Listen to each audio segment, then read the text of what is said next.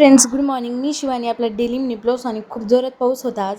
मी क्लासेसला तर आले, पण क्लासेसहून जाताना खूप जोरात पाऊस होता. मग जेव्हा पाऊस कमी झाला, मग मी घरी आले. घरी आल्यानंतर आज मला व्हिडिओ वगैरे शूट करायचे होते. आणि सर्व गोष्टी करण्यासाठी अगोदर ट्रान्झॅक्शन रील वगैरे काढलं.